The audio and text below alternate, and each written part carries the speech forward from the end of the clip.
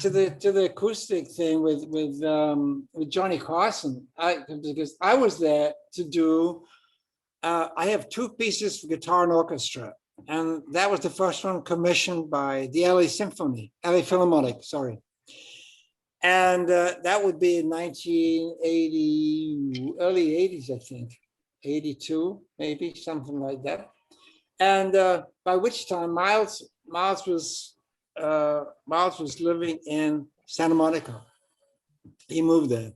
So for that, but he came to the premiere of that, which was, yeah, I mean, it was wonderful. Every note I played, Johnny Carson I'd done the night before, and I think it was the LA Philharmonic who'd organized, me to be on Johnny Carson, which was a real thrill, because I always loved him and Doc Severinsen Big Band.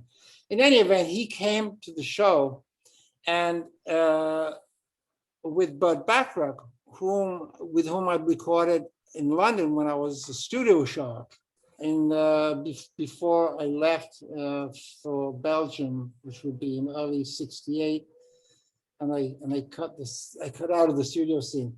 But I'd done an album with Bud and a movie score. In any event, so he was there, but finally I got to record it. And I'll just finish the little story about, because please, yeah, tied up with Johnny Carson, the acoustic guitar, and because Miles loved that Hispanic mode.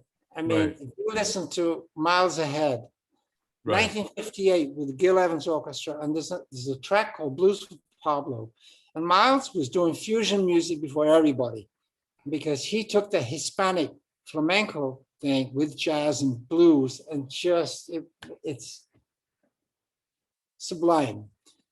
And I told you about the flamenco impact that I had when I was young, just right after the blues. I was so deep into flamenco. In any event, I recorded the album, and we were in Edinburgh a couple of years later at a jazz festival, and we arrived the night before Miles was playing, and we were playing the next day. And so I went to see him after the show, and we went back to his hotel, and I gave him, I said, is an audio cassette of that piece, the piece that I recorded with the LA Philharmonic, and so he got Foley. He got Foley to bring his ghetto blaster down into the room. And so it was the days of cassette audio. And so he's having a Saturday. That's beautiful. He put the tape on, he listened to the whole thing, and I'm sitting there, I said, he didn't have to listen to the whole thing, because the middle movement was written for him as an inspiration. It opens up on flugelhorn, just flugelhorn and guitar. Yeah. Anyway, so he listened to the whole thing, and he finished his salad, and he turned and he says, "Oh, John, now you can die."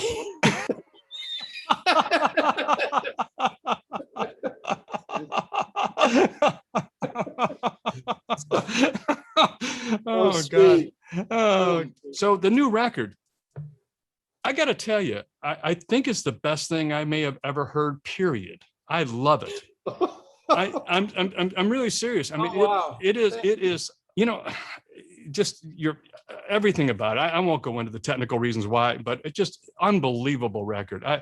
I think this record has a chance of being as big as Intermounting Flame. I mean, if people listen to what you're doing, man, it's huge. It's I'm telling you, you can read the liner notes and all that's coming out on July 16th.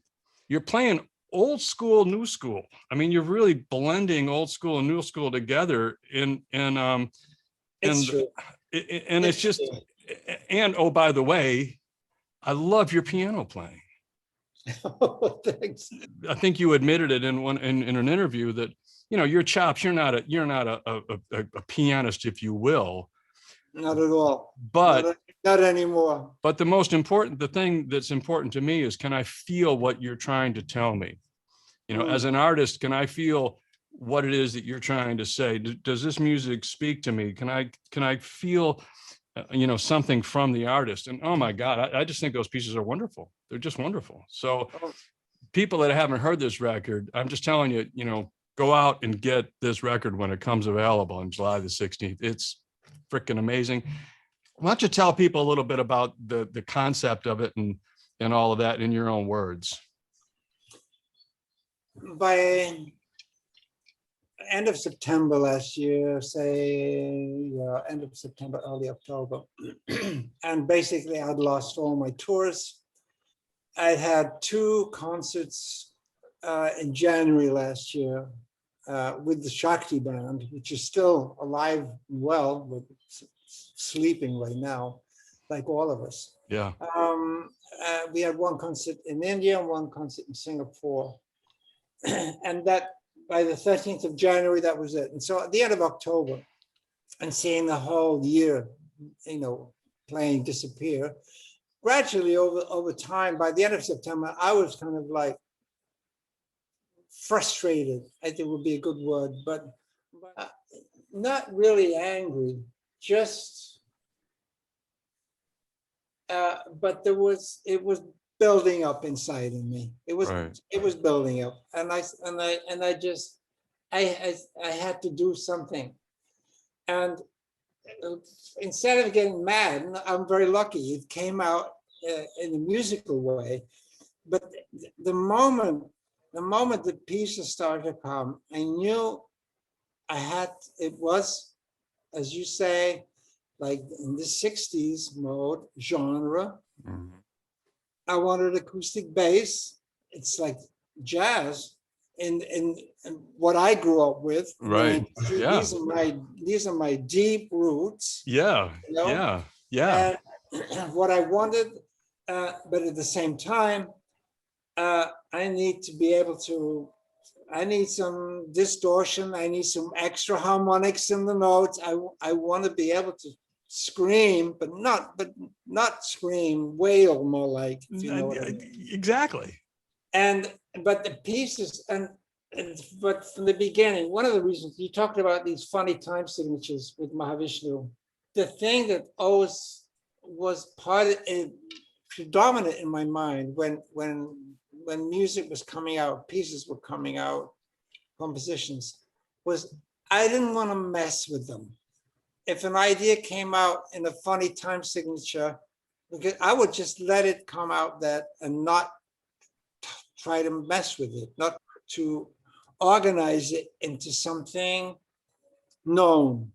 So I would play it or sing it and then see what time signature it would be in, because I would never really know. Yeah. It would come out the way it come out. And say, if that's the way it comes out, I have to deal with it like that. Right. So, yeah. And in a way, it's just the analogy with the music that came out from the album is the same way. They would come out, and it was almost, as you say, classical jazz. But if the passion is there, and this is my one beef with a lot of the jazz music that I hear today, is there's no blood on stage.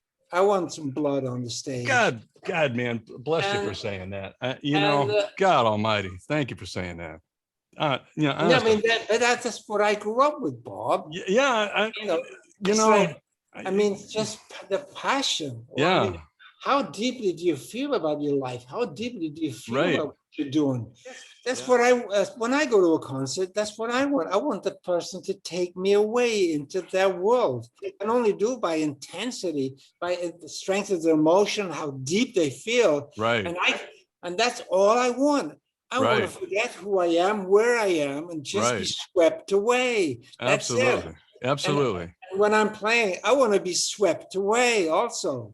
Yeah. Because I know that's what we all want. Yeah. You don't want to sit there like saying, I'm getting hungry. You hungry? No. No. This is not what music is about. This was my one beef about the new kind of, smooth jazz. Or funky jazz. Intellectualized music rather than felt music is what I. Not only that, there's people. It's the people that they're playing. These bistros and cafes and restaurants. They're playing it so people can talk over it. They don't listen to it, and they don't want to listen to it. Anyway, there's nothing worth listening to, because if it's really passionate, they're going to say, "You got another record? Can you play something quieter? We can talk." Yeah. Well, it's where your soul goes to die. If you decide to play that stuff, that's where your soul goes to die. That's my phrase for it. That said, yeah. Having been in the studio and played a lot of garbage, you have to survive.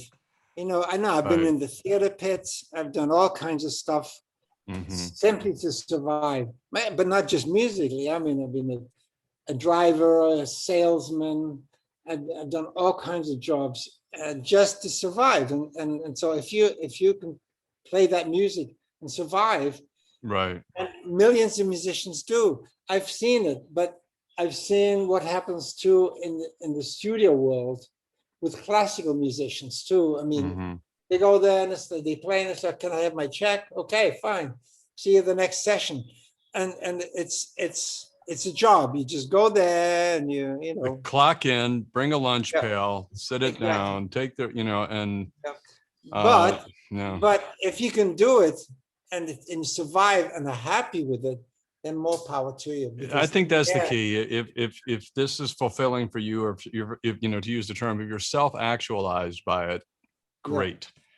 It's not for me, Because it's true, I mean, if you're married, you got kids, and you have to go on touring, and families sometimes will lead to contentious situations. Right. I know.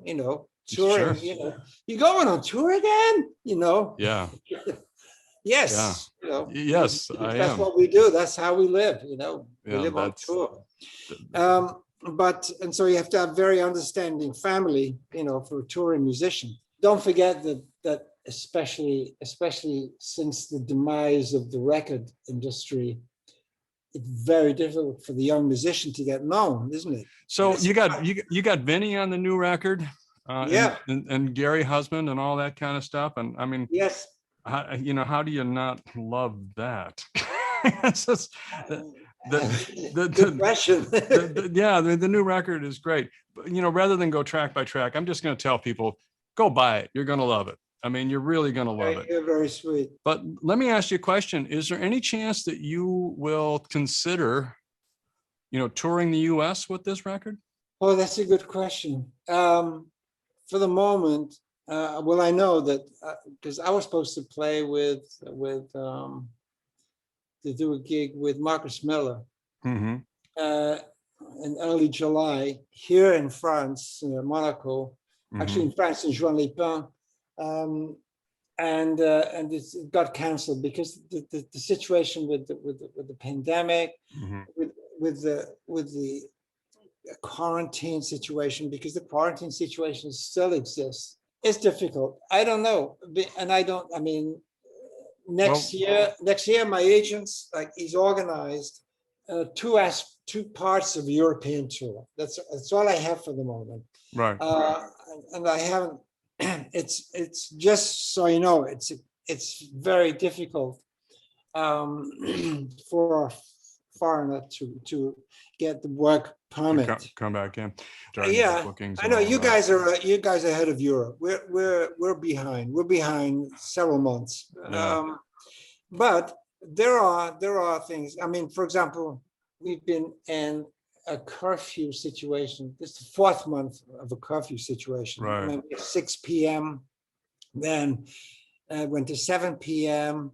after a month or so. Then it went to 8 p.m. Then it went to 9 p.m. No, but everything is closed in the evening. It just went to 11 p.m. And so so restaurants are finally able to open as long as they get everybody out by 5 to 11. I have something I'd like to read. Okay. Most marvelous one. Yes. Beyond all imagination and magnificence, only you are the beloved. Every voice is yours, loving, nourishing, healing, all in silence and humbleness. Only you, beloved, infinite, eternal, so close, so immense, so lovely. And that's a poem written by John McLaughlin. That's very sweet that you read it. Yes. Thank you for reading it. Well, you're welcome. I mean, that's such a beautiful, beautiful, beautiful sentiment. And just to let people know, that's on the album cover, if you will. Well, the music comes from that. Well, I mean, we're all it. I mean, we all know it deep down, but do we ignore it or do we work on it? You know. Mm-hmm. But that's everything right there. And I'm blessed to have to be a musician, you know, and I thank my mother every day to really help me to be a musician. Well, even though she was a classical musician, she just, whatever kind of music I wanted to play, she was right behind me. On behalf of myself and millions of your fans all over the world, we want to thank your mother thank you for guiding Very you good. and directing you and lovely. allowing you to become what you are, because you know, at least guiding you and putting in the soil and, you know, planting those seeds and making that happen, because my God, what a gift you've been to us. You really are. And I'm being honest with you. I don't have the voice, but I'm being honest with you, you know. Thank you. Thank you. I'm very touched